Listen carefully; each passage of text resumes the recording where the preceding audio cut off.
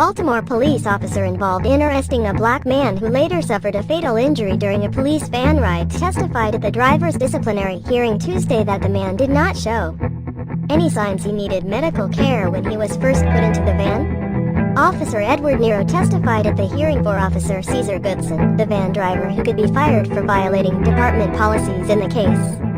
He was not showing any signs of a medical emergency, Nero, a certified emergency medical technician, said of 25-year-old Freddie Gray, who died about a week after his April 2015 arrest from a fatal spinal cord injury. The testimony comes as Neil Duke, an attorney for the police department, is arguing before a three-member disciplinary panel that Goodson should be fired, partly for failing in his duty to take Gray to a hospital after he requested medical care.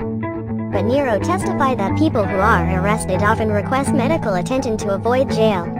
It's very common to have that, Nero testified. Duke is also contending that Goodson, who was acquitted of murder and other charges last year in the criminal case, should be fired for failing to secure the handcuffed and shackled Gray with a safety belt inside the van. Goodson's lawyers disagree. They say the police department failed to properly disseminate new rules requiring seatbelts during prisoner transport. Nero and Officer William Porter both testified Tuesday that they had not been informed of the policy change, which was just days old at the time of the arrest. Porter testified that he also didn't think Gray had a medical issue,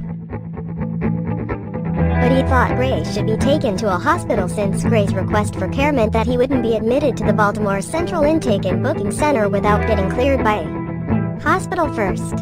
However, Porter said he never talked to Goodson about that. Goodson's lawyers also say Gray wasn't fastened into a seat belt because police were trying to get away from a crowd that had gathered and because Gray was not cooperative, creating a dangerous situation in one of Baltimore's roughest neighborhoods. But under questioning by Duke, officers have testified that there were no crowds at some of the later stops in the 45-minute drive to a police station, creating opportunities for Gray to be fastened without danger. The hearing is expected to last into next week. 6 officers were charged in Gray's death. Goodson had faced the most serious charged murder. Goodson, Nero and Lt. Brian Rice were acquitted at trial last year. After the acquittals, prosecutors dropped the charges against the remaining 3 officers, Sergeant Alicia White and officers Garrett Miller and Porter, whose first trial ended in a hung jury.